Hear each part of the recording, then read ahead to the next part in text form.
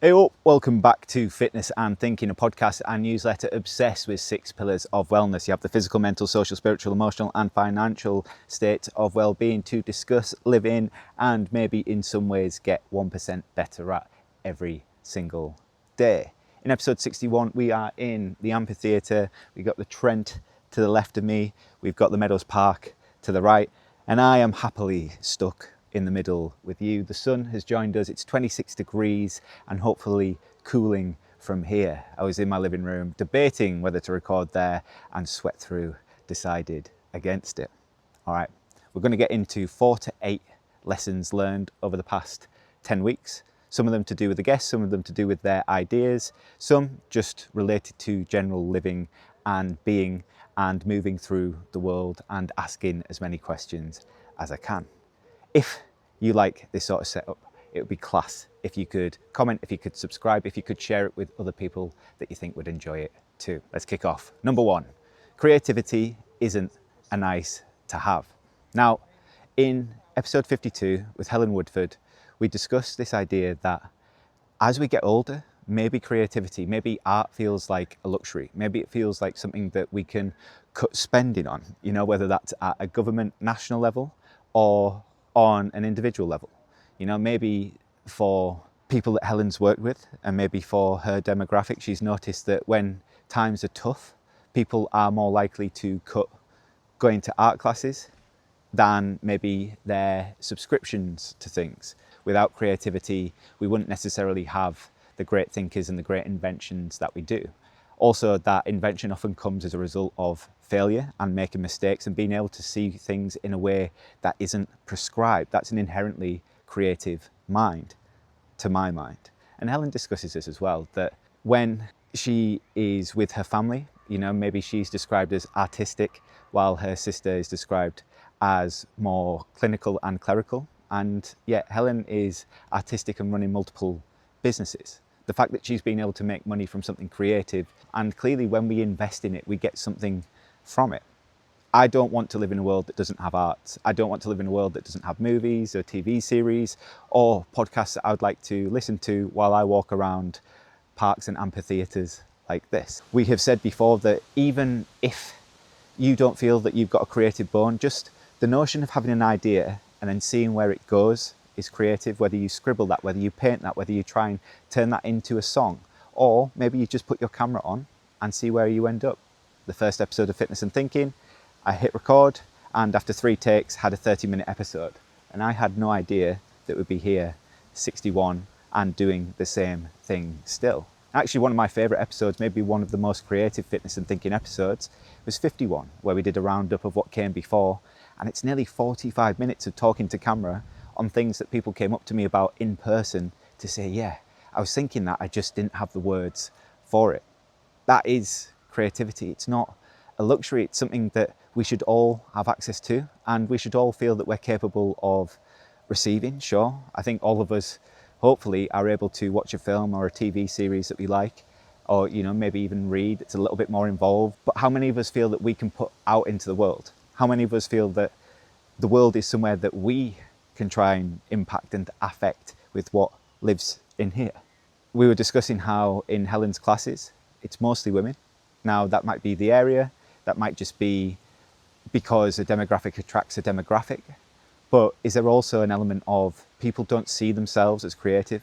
Is it that the husbands of the women, for the most part I understood them to be in straight relationships, didn't see themselves as creative or artistic, or would they have seen art as a trivial pursuit? Something that, costs more time, maybe costs a bit more money than they're willing to invest. I don't know. I've got plenty of friends who, like Helen, are artistic and able to make money and to think practically as well as out of the box. I do think that it helps when you have that mindset that failure is good, though.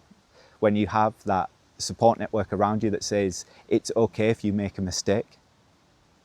Not everybody grows up with that. Not everybody will necessarily feel that they can make mistakes.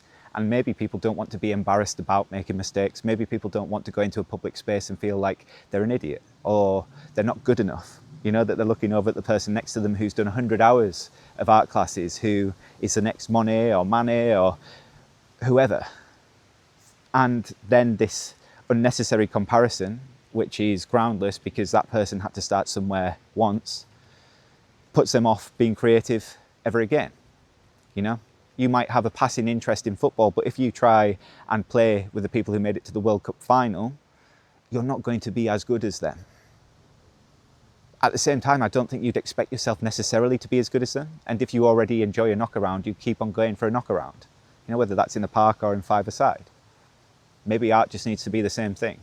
We're all playing on similar pitches. They've got similar outlines. The rules are the same across the board. Yes, the quality might step up. You might have access to different materials or different sources of inspiration. The kit might be different. The amount of time that you get to play might be different. The weather might be different. You know, the circumstances around the game might be different. But if you've got a ball and the ability to knock it around, that is it. If you've got a surface and a paintbrush or a pencil or a crayon, then that is it. I think the more barriers you put up to being creative, the harder it becomes. But if you allow yourself to pare it down to the very basic element of, I have an idea, what's my medium, and go from there, hopefully that helps unlock it for more people. It's not necessarily easy, but I do think it becomes easier with practice. You weren't necessarily good at walking or pushing around or cycling or picking things up and putting them down again. You had to start somewhere once, but then you kept on doing it. And it's that keeping on doing it that makes you good at it. Yeah. Creativity shouldn't be a luxury. I understand the temptation to think that it's frivolous, it's trivial, that we can spend money on different things. But a world without art isn't one that I want to live in. And a world where people feel scared to share and be creative and play with words in a safe space, play with ideas, try and create, illustrate, craft. You know, it could even be woodwork or pottery or any expression from yourself using materials in front of you. Yeah. I don't want that. I want more investment in it. And for the most part, if we can facilitate that through things like Helen's Art School, more power to people like Helen and the people who go to them. Idea number 1.5. Curiosity killed the cat. Lack of it might be killing your relationships. So I think maybe tied with this not wanting to fail is losing as you get older this inherent curiosity. Now, Hannah Fry and Michael, forgotten his last name, on The Rest is Science, have a great episode on curiosity. And they talk about how maybe until the 1500s that curiosity was a bad thing. Schools these days, there'll probably be some banner or poster that talks about the strength in curiosity, being curious is a virtue. It wasn't always the case, but in our world, it is. And as we get older, becoming less willing to fail or more scared of the implications of failing, and maybe also becoming less curious as a result. As an adult, I can't tell you the number of conversations I've gone into where people have been boring, not because they're boring people, but because they've not asked a question. How many dates have you been on where the person that you're with hasn't asked a single question?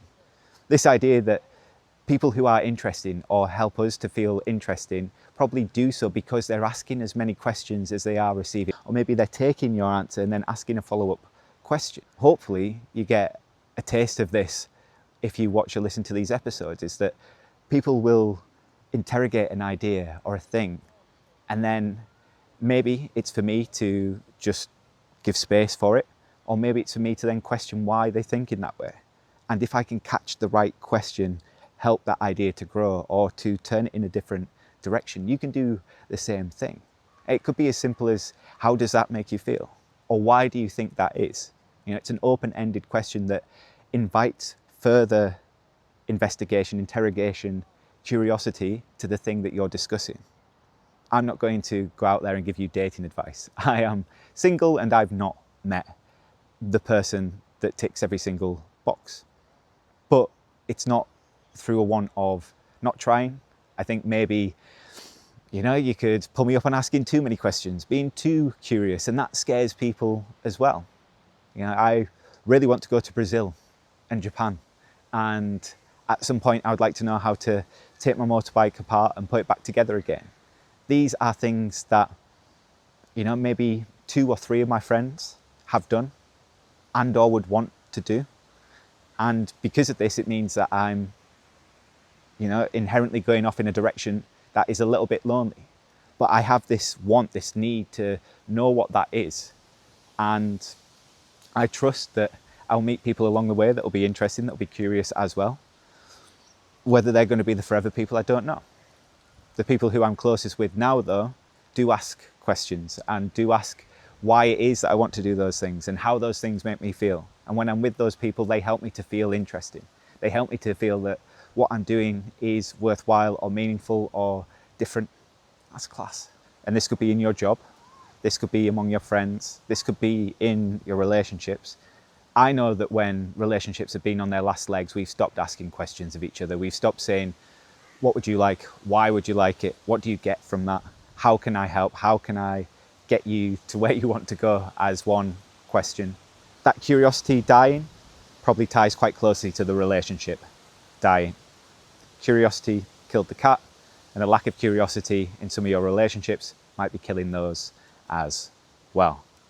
All right, number 2, collapse can be slower than we'd like to think. Maybe that's the bleed, maybe 1.5 and 2 come together. If we're saying that lack of curiosity is a sign of collapse unless you work on it and you bolster it. You didn't become an overnight success. Those long-lasting injuries probably didn't just happen like that. There could have been a stress fracture. There could have been a hairline splinter. There could have been a little crack that was there and over time got bigger and bigger and bigger as more and more stress was applied to it. When you find that you're suddenly overweight and unhappy with your life, was that really like that? I use that as an example, and I'll probably use that as an example for as long as I'm a coach, because it's people who find themselves suddenly where they don't want to be. They wake up one day and they realize that they're not where they want to be or who they want to be. I think this is an idea that was tackled really well by Jason. His social media Fit in Midlife, all about his realization, his aha moment, where he recognized that what he had and who he was weren't aligned with where he thought he'd be and what he thought he'd have. And so then he decided one morning to start acting like the person he wanted to be. But in order to do that, there was this recognition that what got him there were years of abuse and neglect. It wasn't just suddenly that his life was in a place that he didn't hope for. It was that recognition that he'd allowed it to get to that point. And maybe he couldn't control all of it, but he could control an amount of what he felt and what he did to get to this point and then have that aha moment and to wake up and to realize that this isn't for him anymore. Similarly, the collapse of relationships, I think you can see this in missed dates. You can see this in the questions not asked, the follow-up questions not asked, that lack of curiosity. The saying no to things all the time without a reason. That I think is also an interesting one, because when I've been low mood and prone to depression, I've probably turned more and more things down, and the more things I've turned down, in some ways, the more like preserved I felt of myself, the happier, the stronger, the more like myself I felt, or at least thought I felt, only to realize that you do that for 6 months to a year. By the end of that year, if you've got friends left, they're probably better friends than maybe your actions deserve. I've been lucky to have had a lot of my friends stick around. Following uni, I didn't know where I was going, but people still kept on texting me. They still kept on inviting me to things. And when I was able to look after myself and see where I was going wrong and how I could improve things, I told them that I wanted them. I told them that I was ready for them, and I apologized for not being there. And that was tough. It was tough to apologize for a thing that at the time felt like I couldn't control it. But the collapse is slower than we'd like to think. How many of the nights, of the weeks, of the months leading up to my great depressive crash could have been avoided or done differently. You know, did I need to stay up until 2 in the morning and get up at 6? Did I need to drink the amount that I did, or party in Berlin the way that I did, or go from not complete structure? I didn't have loads of contact hours at university, and I'm really sorry to the folk who pay even more than my cohort did for even less contact time.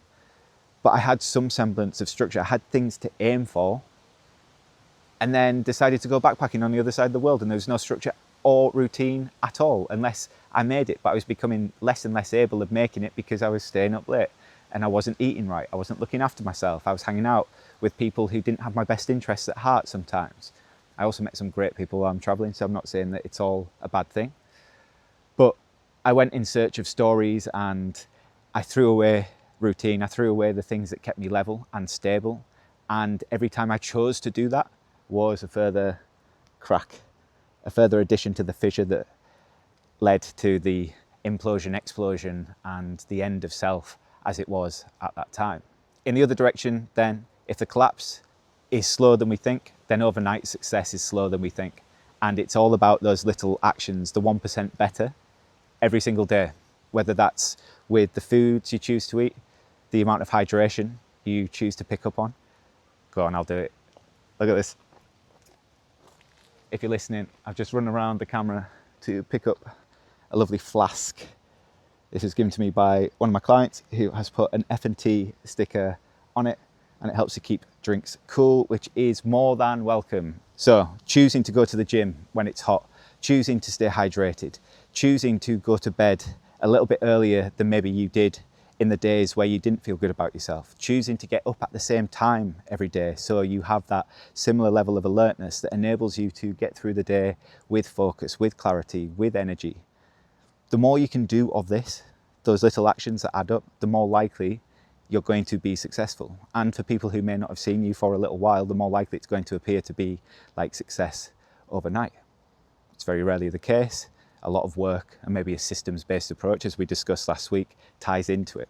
You know, allowing yourself the opportunity to fail, but then to build on it, sets and reps leading to the outcome that you want. Johnny, in episode 53, says you didn't go bankrupt overnight. And that idea, I think, is a really nice one.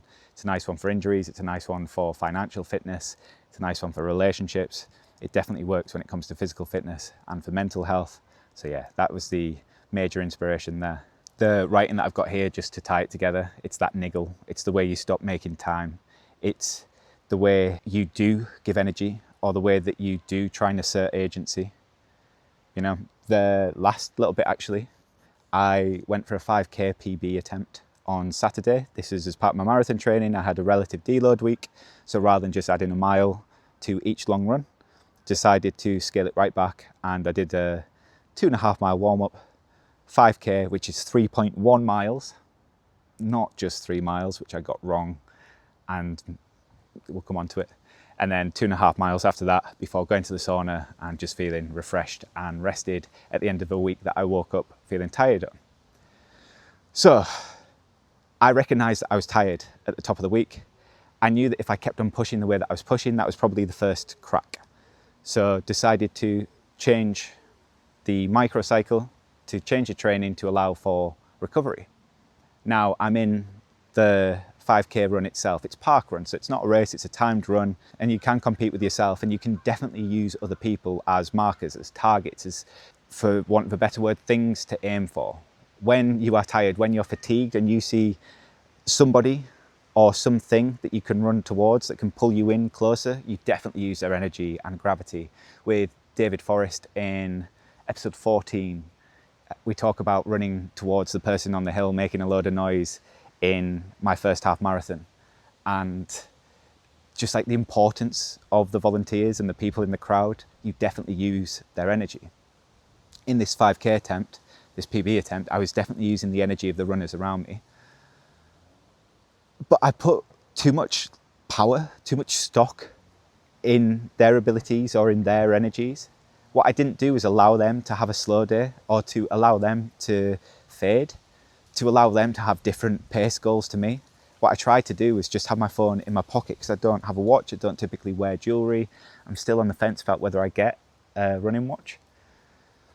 I was just trying to run my race the best I could. I saw 6:30 as my pace, 6:30, so 6 minute 30 second miles. And I thought if I did that 3 times, that's 19 minutes 30.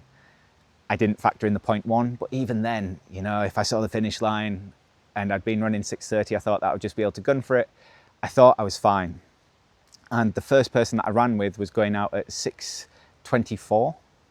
And I thought, okay, cool, I don't necessarily need to do that, but I'll stay on his shoulder. I don't feel bad. And then about 2 minutes later, I clocked that he was really out of breath. And I looked at my pacing and it was a good 20 seconds slower than where I thought we were. I'd relied on this person who I didn't know, who I hadn't disclosed my strategy to run at the pace that I needed for the record that I wanted. I'd given my agency up to this person that I'd not met, as if this person could be responsible for my record attempt. Yeah, the collapse started when I gave my agency to this person. I could use their energy, I could use their pace. They went out quicker than necessarily I would have thought to have done. But if I'd held that, which I could have done, then I would have ended up with a record. The thing was, I slowed as he slowed without recognising that I was slowing. That was on me. It's not his fault that he slowed for my record, if that makes sense. I would have liked him to maybe take some accountability and say, Jack, actually, can you just pick it up a little bit? Can you pull me along? But that happened a couple of times. There was even a guy who looked like my dad from a 1980s marathon photo where he's wearing this red running vest and he's got his white sticker on. I think he's wearing Adidas shorts. Like, he really looks the part, and it really looks like a late 70s, 80s photo. It's an amazing photo. He's so skinny as well. Oh, fair play to John, man. This guy looked like my dad, and I was like, that's the spirit of John, man. I'm going to run after him. And I caught up with him after he'd overtaken me. And I thought, well, he's overtaken me, he's going quicker than me, and somehow I've caught up with him. We'll be bang on for time. And I ended up a good minute ahead of him. If I'd stayed on his shoulder, then it would have been game over. It's just I didn't recognise in the race until too late in the run, that, yeah, other people weren't running my race, they were running their own. And that makes a difference. So hold on to your agency. If it's your record, it means something to you. You have to commit to it. Nobody else is going to give it to you for the most part. Nepotism's a completely different discussion, but when it has everything to do with how you move through the world, try and take as much ownership for it as you possibly can. All right, when you get to the top and it feels lonely. Episode 54 with Lottie Renzi is one of my favourite episodes in the run. It's one of my favourite conversations. I feel it ties really nicely with Fitness and Thinking number 8 with Maddie, and the way that Maddie introduced me to Ikigai and alignment and purpose. Where your focus goes, your energy flows. Yeah, so if you focus on the wrong things, your energy is going to go to it. You might as well focus on what you want. You might as well figure out what it is that you want and go doggedly after it. Johnny Wilson says something similar. But this is the idea of what happens when you have it. What happens when you do get there? Can you be happy with just having that? There's this idea of the gold medalist syndrome, where once you achieve the pinnacle of your sport, the next thing to do is to achieve it again. A gold medalist wants another gold medal. You can't have a silver medal after a gold medal, can you? Because that's going backwards. But if you've never had gold before, and then suddenly you're gold and you win a silver, you who's never won a medal at all would surely be very happy with both. And yet it's that thing about position and potential, and it feels worse to go from first to second than it does to go from relative obscurity to first. You know, we always want to think that our life is up and up and up and up and up, but there may come a point where actually we need to come down again. Or actually we don't think about it as coming down. We think about it as we are where we wanted to be. We made it, we achieved it. At some point, sure, we might need to move away from the top of the mountain for oxygen reasons, for weather reasons, for food reasons, for defecation reasons. But recognizing that we made it, enjoying that, and trying to live a life that encompasses the achievement rather than diminishes it as soon as it's attained. That's tough. Lottie did a great job of describing how when she finally became a mother, which is something that she'd been working towards for a while, and you should listen to that episode for her journey, then recognizing that she did have the thing, and the thing was amazing. The thing was maybe even better than she expected. And she almost felt bad for having that and for not needing anything else. I don't know many people who will actually get to that point of feeling like they have everything that they need. But when they do get there, having the wherewithal to celebrate it, to enjoy it, to be thankful for it. Yeah. On the way to being thankful, on the way to feeling like you've achieved something, a gratitude practice can be really nice to have.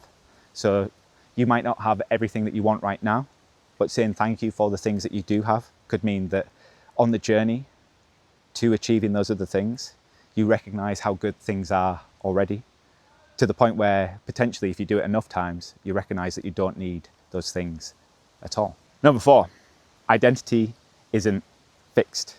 Even if you are what you repeatedly do, you can choose to do differently. Jason, again, but also Steve, I think also Elle, talking about her eating disorders and the people that she works with who have disordered eating. You know, our habits, our behaviours affect us as people. Sometimes you will need to work with a professional, sometimes you will need to work with a therapist, sometimes you'll need to work with an Elle to understand how to break the cycle. But we can break cycles. Elle is one example of that. Jason is one example of that. Steve is one example of that. Even Lottie, thinking that maybe at one point motherhood wasn't for her, but she really committed to the journey and found that it was, and she loves it. At the same time, recognizing that she is not just a mum. She is the partner, she is the artist, she is the business owner as well. Our identities might be phasic. They might be cyclical. You might be a poet in one decade, you might be a poet 2 decades from now. Not everything is fixed, but if we are what we repeatedly do and what we repeatedly choose to do, then why not choose to do the things that matter to us? Why not work on the things that matter to us? You don't have to be where you are if you don't want to be. It might take some energy though to break out of that cycle, but how much more discomforting, how much more painful will it be if you stay where you are now in 5 years' time? Can you put it into those terms? Can you think, actually, if I'm like this in 5 years' time and I'm already unhappy, could I have another 5 years of this? Do I want another 5 years of this? What if actually I put in an amount of time and energy and investment now, whether that is money, whether that is emotion, into trying something different? Maybe in the trying, there's enjoyment to be had. Maybe in the trying, there's a realization that you are capable of more. Maybe in the trying, there's a realization that you aren't capable of the thing that you thought you might want, or the thing that you thought you might have at this point. And maybe that means that you can actually stop worrying about it and say, look, I tried and it didn't work out, but that's okay. I can look at something else now knowing that I did my best. Allowing yourself to fail, giving yourself the permission to fail, giving yourself the permission to be creative. It does all tie in. Did you know that each episode of Fitness and Thinking takes about 10 hours to put together, from the recording to the hosting of guests or the researching, writing of ideas and pseudo scripts so I can chat to camera for as long as we have today. All of it takes time and energy, and more recently I've had a little bit of support with it, and so I'm eternally grateful to the people that I've had book in guests with me or help me promote physically. All of this is dependent on people taking an interest, and an interest could be a like, a comment, a follow, or it could be asking how to get involved with the running of the show. And maybe it's just a case of you saying, you know what, I saw this thing called Fitness and Thinking and I think you might like it too. Just an idea, just a thought. If you made it this far, I reckon you could do that solid for me, and I'll keep on putting this out for you. Back to the show. Well, I'm full frontal to the wind, which has really picked up over the last 15 minutes. Been quite delightful given how hot it is, still 25 degrees on a summer's evening. Number 5, the stories we tell ourselves. I think the reasons why we aren't creative, the reasons why relationships collapse, the reasons why we're unhappy, the reasons why we aren't who we thought we'd be, or we don't have what we thought we should have, are often down to the stories. We could never be that person. There's no point in us trying. We don't have X, Y, or Z, therefore we'll never have 1, 2, or 3. But similarly, what if the stories we tell ourselves are positive? What if actually sometimes there's an element of make-believe or delulu to them that helped you get through the world with a bit more of a smile on your face, with a greater sense of ease? If being overly negative and overly positive both lead to deleterious outcomes, but the overly positive one seems to feel a little bit easier, to my mind, you would veer towards that one. Yeah, if you've only got one shot at this, why not go at it with energy and a little bit of vim? Why not go at it with the best version of you that you can possibly muster at the time? I know that I can go into the gym on a Tuesday morning feeling wrecked because I've done 14 hours in the gym the day before, but somebody's paying me to be there. Somebody is trusting me to help them progress in their fitness, whether it's with a lift or to get a little bit quicker or to just feel a little bit more confident in the clothes that they're wearing, you know? Like, it is up to me to show up for this person. They paid me for my presence. They're not paying for me to be down on my look for them. You know, they're paying for somebody to inspire them, to motivate them. And I can, like that, make it happen. So if I can, like that, make it happen, I should make it happen more often, particularly when that person ends up with more clients, more results, more feeling of worthwhile and meaning in the world, that it's not just about me, it's actually about helping other people to get to where they want to go. And the more I can help other people do that, the better I feel as a person, as a coach, as a business owner. You know, it's in my interest to help other people feel good. So why wouldn't I just help myself do it too? The stories we can tell ourselves can be deleterious. They can be impactful negatively and also positively.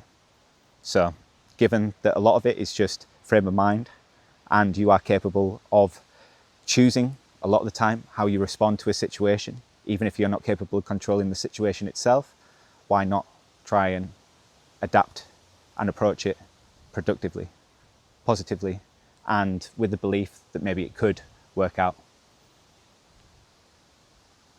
I would like to point you to 2 comics. If you've not seen the episode already, you got Mr. Miracle and The Human Target. Mr. Miracle is a superhero who can escape anything. Our hero is scot-free. Scot-free grew up in hell. And at the end of the book, he has his feet up on the devil. Lottie helped me to word this idea beautifully. She says, look, maybe achieving the thing, getting there, is realizing that there'll always be the demons, there'll always be the setbacks. It's just learning to live with them, like scot-free. The devil might always be there. Dark side is the phrase in this comic. And he's got his feet up on him while singing to his son.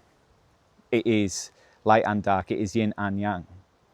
The devil is there, but so too is his contentment. So too is his peace and happiness. It's not about running away from it. It's not about escaping it. It's about accepting that it could happen, but also that something good could be right there in your arms. The Human Target, he has 12 days to live. He takes a bullet for people, for good guys, bad guys, you name it, he's paid to do it. And then he takes a bullet too far.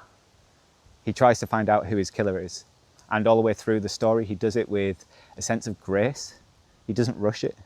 He drinks and he drives his car and he falls in love because he's going to die, maybe. It doesn't matter. He just lives as he would have wanted to live. And the way that it's illustrated, the way that it's narrated, I think it's Greg Smallwood and Tom King on that. It's beautiful. It's one of the prettiest things that I own, that I've been lucky enough to read. Yeah. Completely changed my understanding of what a comic could be. I would highly recommend you check it out, and the philosophy, the mindset of it. If you've only got 12 days to live, are you going to do it differently? Are you going to make the most of it? Does it change you at all? All good questions to ask. Identity is not fixed. We are what we repeatedly do. We might as well put our energy into the things that we want to be or to have. Because where our focus goes, our energy flows. And if we fixate too much on the things that we don't want, then we're only taking away time that we have limited access to. All right, I think the last three ideas all blend and meld into each other. So if we have the body as a site of control, food freedom isn't just about food, and the pursuit of the perfect body, there is obviously a narrative thread through all of this. When we can't control what happens to us, it can be common for folk to try and control themselves in space, in time. And this is where things like restricted eating comes in, disordered eating patterns, maybe dysfunctional levels of exercise, and maybe for the people who don't understand it as a sport, you look at things like bodybuilding and you think, well, you pretty much just described everybody who's on that stage. What Zlattie does really well in F&T 59 is talk about her journey from having a diagnosed eating disorder and going through mental health services to coming out the other side and seeing strength and freedom and confidence in building her body, in choosing to eat a normal, healthy amount of food, and you can put air quotes around those adjectives if you need to, and then actually eating an amount to build tissue, to take up more space, to get bigger. I find bodybuilding physiques fascinating and inspiring, and I agree with Zlattie when she says that it's an extreme sport. Not everybody is capable of it. Not everybody will be able to get down to that amount of body fat.